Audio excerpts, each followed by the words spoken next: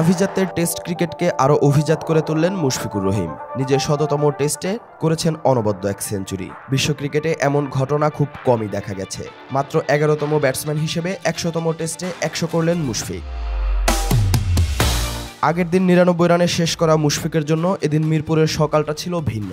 মঞ্চ আগেই প্রস্তুত ছিল, যেখানে শুধু শিল্পীর শৈল্পিকতা দেখার অপেক্ষা ছিল। প্রথম দিনে সেটাও করলেন মুশফিক। অপেক্ষায় ছিলেন সেটাকে ম্যাজিক ফিগারে পরিণত করতে।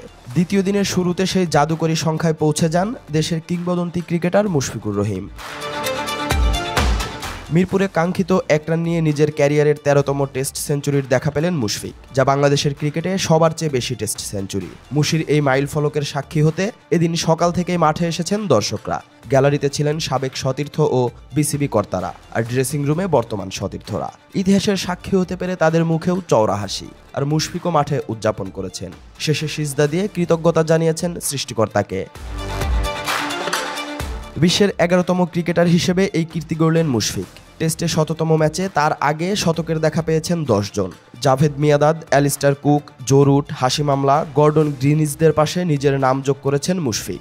একই সাথে ১০০তম ম্যাচে ১২তম সেঞ্চুরির ঘটনা এটি। কিংবদন্তি রিকি পন্টিং তার ১০০তম টেস্টে জোড়া সেঞ্চুরি করেন। এই অজি গ্রেট ১০০তম টেস্ট খেলায় মুশফিককে অভিনন্দন জানিয়েছেন। ২৫ বছরের টেস্ট ক্রিকেটে বাংলাদেশের সবচেয়ে বড় অর্জন মুশফিকুর রহিমের ১০০তম টেস্ট, আর একই ম্যাচে শতকের দেখা পাওয়া। আভিজাত্যের টেস্ট ক্রিকেট যেন আরও অভিজাত হয়ে উঠল মুশফিকের ব্যাটে। ৩৮ বছর বয়সেও মুশি যেন চিরসবুজ। টানা ২০ বছরের বেশি ক্রিকেট খেলে এমন কীর্তি গড়া বাংলাদেশের ক্রিকেটেরই প্রথম ঘটনা। প্রথম হয়েছে অনেক কিছুই। মুশফিকের ১০০তম টেস্ট ঘিরে প্রথম দিন যে আয়োজন করা হয়েছে তা অনেকেই বিশ্বাস করতে পারেনি। রাজকীয় এক সংবর্ধনা দেওয়া হয়েছে মিস্টার পারফেক্টকে, যা দেখে বিশ্বাস করতে পারেনি সাবেক অধিনায়ক মুমিনুল হক। গতকাল তিনি সংবাদ সম্মেলনে মজার ছলে বলেন, মনে হচ্ছিল এটা ১০০তম টেস্ট না, এটাই মুশফিকের বিদায়ী টেস্ট। এমনটা ভাবার কারণও বলেছেন, যে সংস্কৃতি এতদিন অন্য দেশে দেখা গেছে সেটাই এবার দেখা গেল বাংলাদেশে। যখন কারো রিটায়ারমেন্ট করে তখন এইভাবে অন্যান্য দেশে, আমাদের দেশে অন্যান্য দেশে এরকম দেখি আর কি। বাংলাদেশের বাস্তবতায় মুশফিকুর রহিমকে কি টেস্ট ক্রিকেটের গ্রেট বললে কিছু ভুল বলা হবে? বাংলাদেশের টেস্ট ক্রিকেটের বয়স যেখানে ২৫ বছর, সেখানে মুশফিক খেলছেন ২০ বছর ধরে। সাদা পোশাকের ক্রিকেটে দেশের হয়ে সর্বোচ্চ রান, সর্বোচ্চ সেঞ্চুরি আর টানা ২ দশক খেলে ১০০তম টেস্ট খেলার কীর্তি গড়েছেন মুশফিক।